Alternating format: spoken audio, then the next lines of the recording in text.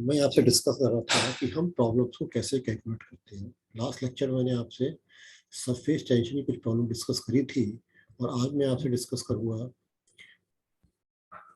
कुछ न्यूमेरिकल इसके डिस्कस करूंगा। सरफेस टेंशन के न्यूमेरिकल हम कैसे कैलकुलेट करते हैं। जैसे यहाँ पे क्वेश्चन दिया हुआ है, find the surface tension in a soap bubble of 40 mm dia when bubble pressure is 2.5 newton per metre square above the atmospheric pressure। तो हम लोग जानते हैं कि फॉर द सोप बबल, अगर कोई एक सोप बबल है तो उसके लिए क्या रिलेशन होता है प्रेशर और सरफेस टेंशन के बीच में। तो हमने लास्ट लेक्चर में आपसे कैलकुलेट किया था कि जो प्रेशर होता है that is equal to 8 sigma by D.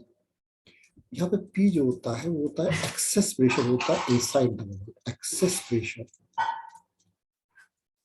Pressure है इनसाइड द बबल, यानी कि एटमॉस्फेरिक प्रेशर से कितना प्रेशर ज्यादा है। तो ये पी की वैल्यू हमें सरफेस टेंशन निकालना है तो क्या लिख सकते हैं, surface tension is equal to p into d by 8। P कितना दिया हुआ है हमारे पास 2.5 newton per metre square is equal to d कितना दिया हुआ है, डी यहाँ पे दिया हुआ है आपके पास 40 mm, लेकिन हम यहाँ पर मीटर में यूज करेंगे तो 40 बाई हो जाएगा 1000, 0.04 मीटर। तो यहाँ पे क्या करोगे आप 0.04/8, इसको आप सॉल्व करोगे तो क्या आएगा 2.4 बाई 4 करेगा आप, तो आएगा ये जो आप कैलकुलेट करोगे तो आएगा 0.0125 न्यूटन पर मीटर। तो ये हमेशा याद रखिएगा कि इस फार्मूले में जो हम यूनिट रखते हैं, पी रखते हैं न्यूटन पर मीटर स्क्वायर में, डायमीटर को रखते हैं मीटर में, और सरफेस टेंशन आता है न्यूटन पर मीटर। ये हमेशा हमें याद रखना पड़ेगा, तभी प्रॉब्लम हमारी सही हो पाएगी। इस तरह से हम वैल्यू को कैलकुलेट कर सकते हैं। एक प्रॉब्लम मैं और ले रहा हूँ। एक प्रॉब्लम है हमारे पास कि एक्स की प्रॉब्लम ये है कि एक कहता the surface tension of water in a contact with air at 20 degree Celsius is 0.0725 metre. यानी वाटर का सरफेस टेंशन दिया हुआ है 0.0725 newton per metre. The pressure inside the droplet of water is to be 0.02 newton per centimetre square. जो अंदर का जो pressure दिया हुआ है is to be 0.02 newton per centimetre greater than outside pressure. तो यानी कि यहाँ भी पी दिया हुआ है, बाहर से अंदर का प्रेशर ज्यादा है, कितना ज्यादा है 0.02 newton per centimetre square. Outside pressure में calculate the diameter of the droplet, हमें डी कैलकुलेट करना है, ड्रॉपलेट का डायमीटर कैलकुलेट करना है। ड्रॉपलेट के लिए मैंने आपको फार्मूला बताया था, ये होता है P is equal to 4 sigma by d. अब यहाँ पे एक चीज फिर देखिए, मैंने लास्ट अभी पिछली जो प्रॉब्लम निकाली थी उसमें पी हमारा कितना होना चाहिए, न्यूटन पर मीटर स्क्वायर में होना चाहिए।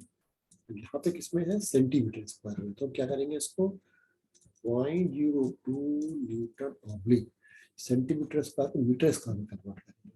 तो 1 सेंटीमीटर इक्वल टू होता है 10 की पावर -2 मीटर।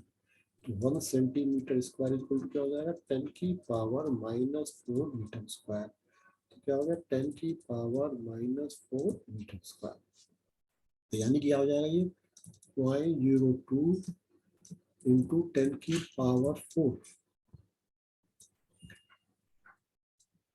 10 की पावर 4, तो इसको ऐसे कर लो आप 0.02 इंटू 10 की power 4 Newton per metre square ये है। तो अब हमें क्या निकालना है, यहाँ से डायमीटर निकालना है। तो डी इक्वल टू क्या हो जाएगा 4 sigma by P. 4 sigma, sigma क्या हो गया हमारे पास 0.0725 आपने पी कितना दिया हुआ है। पी अगर इसको कैलकुलेट करोगे तो आ जाएगा आपके पास 200 के आसपास आ जाएगा। इसको आप डिवाइड करोगे आप तो क्या आ जाएगा 200 सॉल्व करोगे तो ये वैल्यू टेंटेटिव आएगी 1.45 इंटू 10 की पावर -3 मीटर, यानी कि हम इसको लिखते हैं d इक्वल टू 1.45 मिलीमीटर लिख सकते हैं। ये आंसर इसका है। तो खाली हमें ये पता होना चाहिए कि इस फॉर्मूले में वेरिएबल को यूज कैसे करते हैं, कौन सी डायमेंशन क्या रखते हैं, ये बहुत इंपॉर्टेंट है। अगर हमें हमसे क्या पूछ लिया जाए कि हमारे पास इस प्रॉब्लम में हमसे ये पूछ लिया जाए कि टोटल प्रेशर कितना है, तो प्रेशर जो है टोटल प्रेशर इसके अंदर कितना है, तो टोटल प्रेशर के लिए लोग क्या करेंगे इसके अंदर कि इसमें जो भी प्रेशर आया है इसमें एटमॉस्फेरिक प्रेशर जोड़ देंगे। अगर हमसे पूछ लिया जाए इसके अंदर total pressure inside the droplet कितना है, तो क्या करेंगे हम P atmosphere plus P excess pressure. तो P एटमॉस्फेयर जो भी दिया हुआ है हमारे पास, एक्सेस जो भी दिया हुआ है, दोनों को जोड़ देंगे तो total pressure inside the droplet आ जाएगा।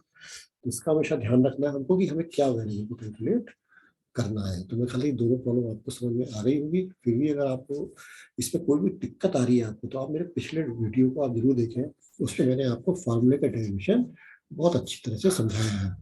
मैं इसी के साथ मैं अपना लेक्चर खत्म करता हूँ। कोई भी अगर आपको प्रॉब्लम है तो आप मुझसे पूछ सकते हैं। Thank you very much.